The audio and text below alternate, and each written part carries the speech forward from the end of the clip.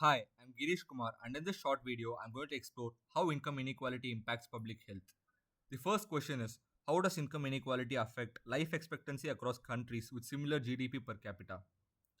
I started by combining data from two global datasets, one containing income inequality data and another with GDP per capita and infant mortality rates. I grouped countries into six GDP per capita bands ranging from under $2,000 to over $50,000. Then, using Python and Matplotlib, I created a scatter plot where each point represents a country.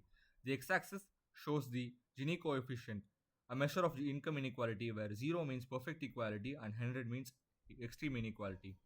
And the y axis shows infant mortality. The color of each point indicates country's GDP band.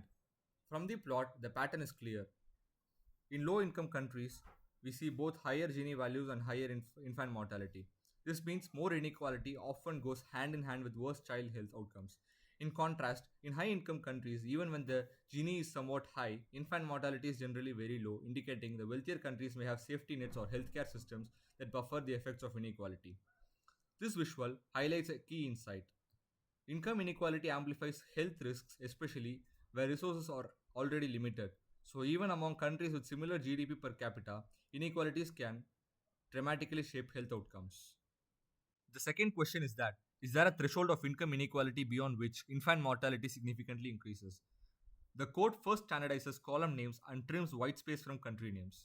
Infant mortality is converted to numeric to ensure clean plotting.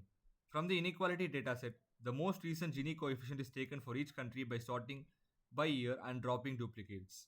The two datasets are then merged on country name and rows with missing values or dropped to create a clean data frame.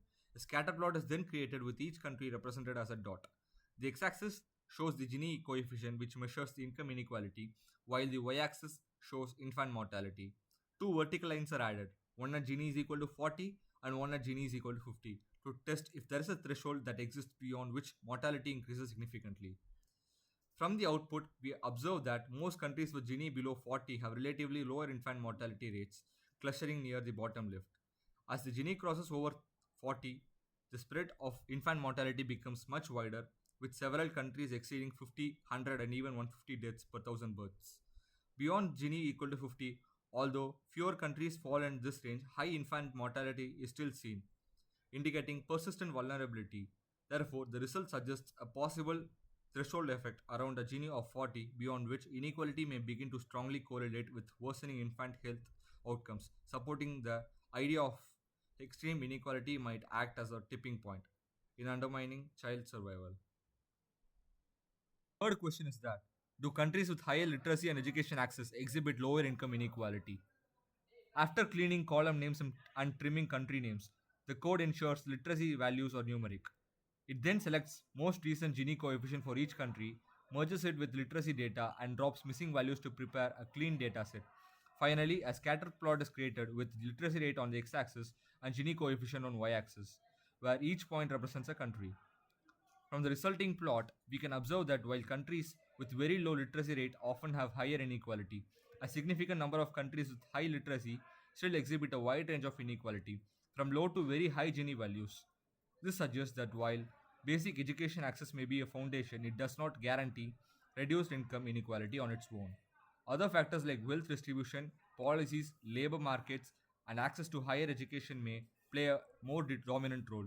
Thus, although literacy is important, high literacy is alone not sufficient to ensure low income inequality. The question is the impact of income inequality on public health stronger in low income countries than higher income ones? After cleaning and formatting the data, the countries are grouped into three income levels low, middle, and high based on GDP per capita. The most recent Gini value for each country is retimed, and the data sets are merged to create a unified view of economic disparity and public health. A scatter plot is then generated with Gini coefficient on the x-axis and infant mortality on the y-axis, with each point colored according to country's income level. The plot reveals a powerful trend. In low-income countries, even moderate increases in inequality are associated with sharp rises in infant mortality, often exceeding 100 deaths per thousand live births. This suggests that inequality in these settings exacerbates existing weaknesses such as poor healthcare access, limited maternal care, and under-resourced public health system. In contrast, high-income countries tend to have both lower Gini coefficients and low infant mortality, indicating that wealthier nations are better equipped with stronger infrastructure and social safety nets to cushion the negative effects of inequality. Middle income countries fall somewhere in between, reflecting the mix of vulnerability and resilience. Ultimately, the analysis highlights that the consequences of income inequality are not universal. They're amplified in nations with weaker systems, demonstrating the country's ability to manage inequality plays a crucial role in determining health outcomes. Fifth question is that can countries with same Palma ratio differ significantly in their infant mortality due to other structural factors? The code begins by importing and cleaning two data sets, one with country level infant mortality data and another with Palma ratios, which measure income inequality based on the income share of the top 10% versus the bottom 40%. For each country, the most recent Palma ratio is selected, and countries are grouped into bands by rounding their Palma ratios to nearest zero point 0.5. These bands allow us to compare countries with roughly equivalent levels of inequality. A scatter plot is then created with Palma ratio bands on the x axis and infant mortality rates on y axis, where each vertical grouping represents countries with similar inequality levels. The resulting visualization reveals a striking insight. Even among countries with same or very similar Palma ratios, infant mortality rates can vary dramatically. For example, within the Palma band of 2, some countries have mortality rates below 20 deaths per thousand births, while others exceed 150. This variation highlights that income inequality alone does not fully explain public health outcomes. Other structural factors such as access to clean water, nutrition, healthcare infrastructure, governance quality, and maternal education play a crucial role. This plot thus underscores the importance of not only measuring inequality but also considering how effectively a country transforms its wealth into equitable health and well being. Income distribution is only one part of the story.